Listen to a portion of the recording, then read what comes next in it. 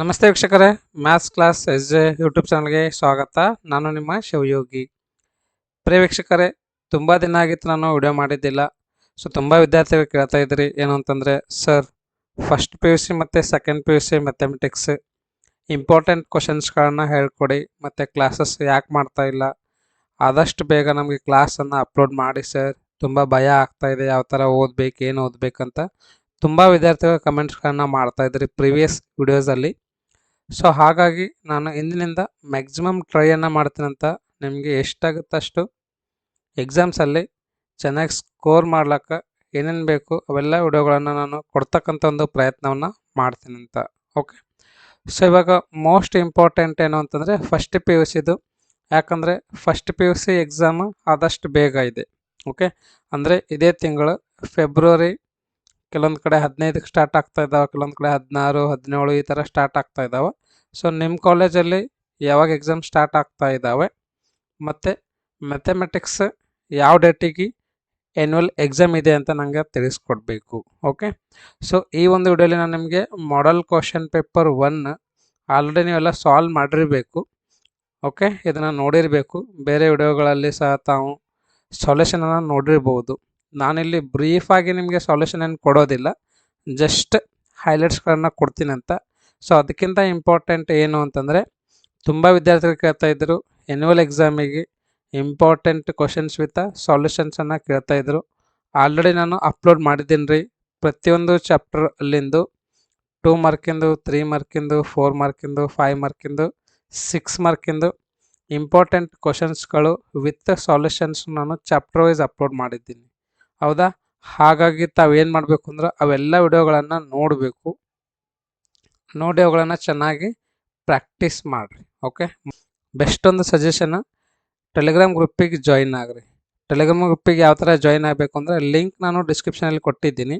Telegram ಅಂತಕ್ಕಂಥದ್ದು ಒಂದು application ಇದೆ ರೀ. ಓಕೆ, ಇದು ತುಂಬ ಯೂಸ್ಫುಲ್ ಅಪ್ಲಿಕೇಶನ್ ಇದೆ. ಇದು ಜಸ್ಟ್ ಎಕ್ಸಾಮ್ ಸಲುವಾಗಿ ಒಂದು 15 to 20 ಡೇಸ್ ಸಲುವಾಗಿ ನೀವು ಡೌನ್ಲೋಡ್ ಮಾಡ್ಕೋರಿ. ಇದು ಯಾವುದ್ರದ್ದು ಟೆಲಿಗ್ರಾಮು ಒಂದು 15ರಿಂದ 20 ದಿನದ ಸಲುವಾಗಿ ಡೌನ್ಲೋಡ್ ಮಾಡ್ಕೋರಿ.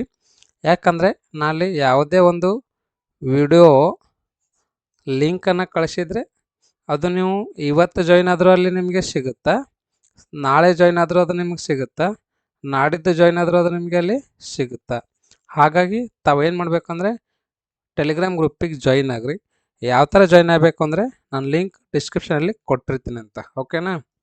ಮತ್ತು ಇನ್ನೊಂದೇನು ಅಂದರೆ, ಕೆಲವೊಂದು ಜನ ಎಲ್ಲ ವಾಟ್ಸಪ್ ಗ್ರೂಪ್ ಇದ್ದರೆ ಹೇಳ್ರಿ ಸರ್ ನಾನು ಜಾಯಿನ್ ಆಗ್ತೀನಿ ಅಂತ ಹೇಳ್ತಾಯಿದ್ರು. ಇಲ್ಲಿ ವಾಟ್ಸಪ್ ಗ್ರೂಪಿಗೆ ತಾವು ಜಾಯಿನ್ ಆದ್ರಿ ಅಂತ ತಿಳ್ಕೊರಿ. ಸೊ ಇವತ್ತು ನಾನು ಒಂದು ವಿಡಿಯೋ ಲಿಂಕ್ ಕಳಿಸ್ದೆ.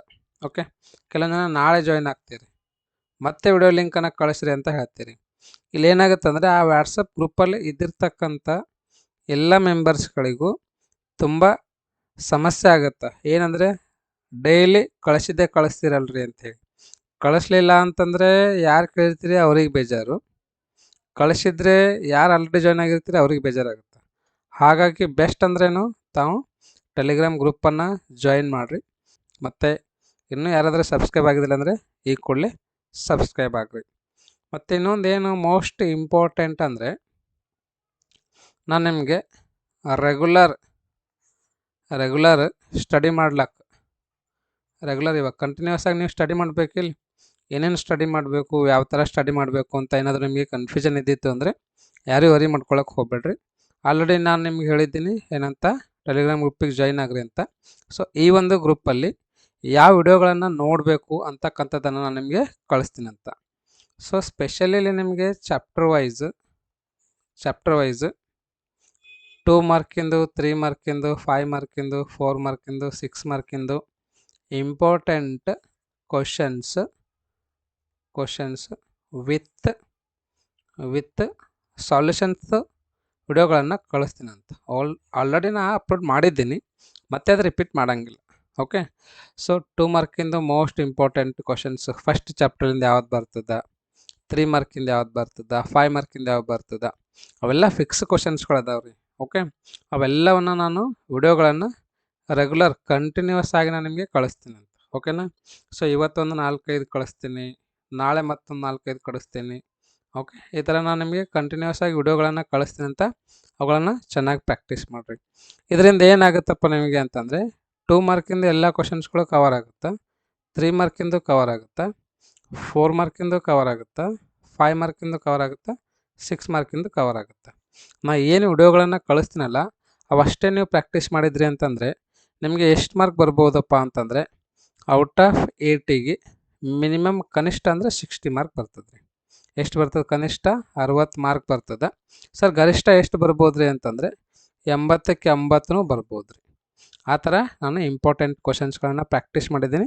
ಸುಮಾರು ವಿದ್ಯಾರ್ಥಿಗಳು ಲಾಸ್ಟ್ 10 to 15 ಡೇಸ್ ಅಷ್ಟೇ ಸ್ಟಡಿ ಮಾಡಿ 10 to 15 ಡೇಸ್ ಅಷ್ಟೇ ಸ್ಟಡಿ ಮಾಡಿ 95+ ತೊಗೊಂಡವ್ರು ಅದಾರ ರೀ. ಓಕೆ, ಲಾಸ್ಟ್ ಇಯರ್ದೆಲ್ಲ ಸ್ಟೂಡೆಂಟ್ಸ್ಗಳು ಈ ವರ್ಷ ಏನು ಸೆಕೆಂಡ್ ಪಿ ಯು ಸಿಯಲ್ಲಿ ಅದಾರ ಅಥವಾ ಸೆಕೆಂಡ್ ಪಿ ಯು ಸಿ ಮುಗಿಸಿ ಹೋಗಿದ್ದಾರಲ್ಲ ಅವರೆಲ್ಲ ಫಸ್ಟ್ ಪಿ ಯು ಸಿಯಲ್ಲಿದ್ದಾಗ ಒಂದು ಲಾಸ್ಟ್ 10 to 15 ಡೇಸ್ ಸ್ಟಡಿ ಮಾಡಿನೇ 95+ ಮಾರ್ಕನ್ನು ತೊಗೊಂಡಿದ್ದಾರೆ.